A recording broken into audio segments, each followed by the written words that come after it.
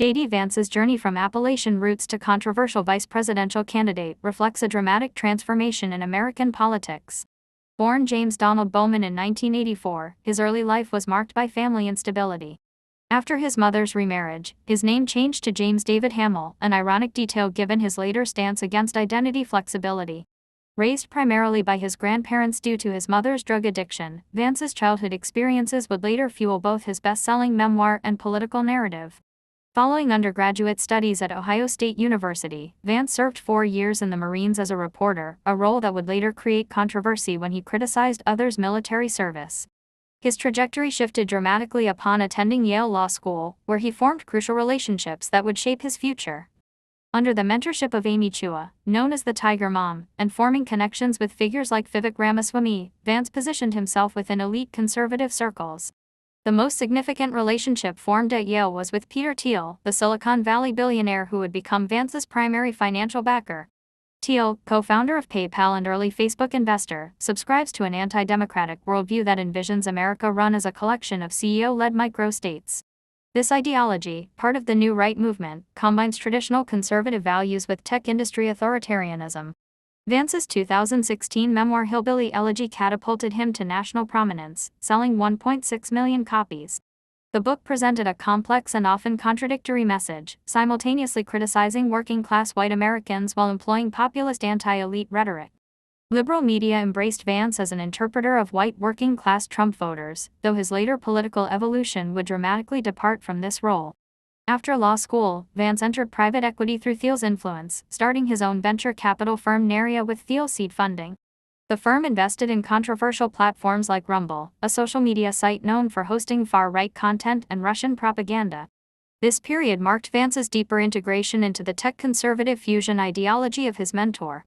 Vance's political transformation has been stark. Early statements show intense opposition to Donald Trump, including calling him America's Hitler and morally reprehensible.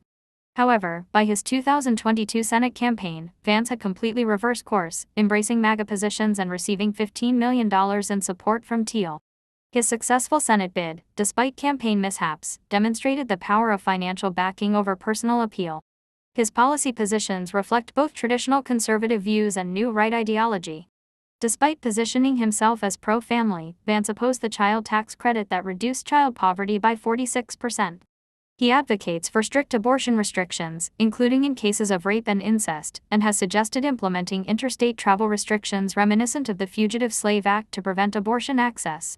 His stance against no-fault divorce, even in cases of domestic violence, particularly stands out given his childhood exposure to domestic instability. Vance's public statements about women have drawn significant criticism. He famously described female Democratic leaders as childless cat ladies, despite his own background being shaped by strong women. His promotion of natalist policies, arguing that raising grandchildren is the whole purpose of postmenopausal women, aligns with historical fascist population policies. On the campaign trail, Vance displays notable awkwardness in public interactions. Attempts at retail politics often backfire, such as requesting bad food from a Wisconsin deli to give to journalists. His default response to difficult situations is attacking the media, even when asked simple personal questions about what makes him happy. The selection of Vance as Trump's 2024 running mate, despite his thin political record and controversial statements, likely stems from multiple factors: access to Thiel's financial network, potential appeal to younger voters, despite being what critics call negative charisma, and his complete alignment with MAGA positions. However, his performance as a candidate has been marked by gaffes and an apparent inability to connect with voters naturally. Vance's rapid rise from memoirist to potential vice president exemplifies broader shifts in American conservative politics: the fusion of Silicon Valley money with populist messaging, the embrace of authoritarian governance models, and the willingness to dramatically reverse positions for political gain. His story continues to generate controversy, from viral memes about furniture to serious concerns about his policy positions and political authenticity.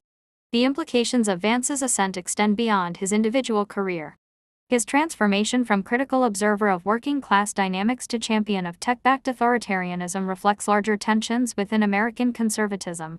Whether his political future continues to rise or follows the path of previous Trump allies who fell from favor remains to be seen, but his impact on political discourse and policy debates has already proved significant.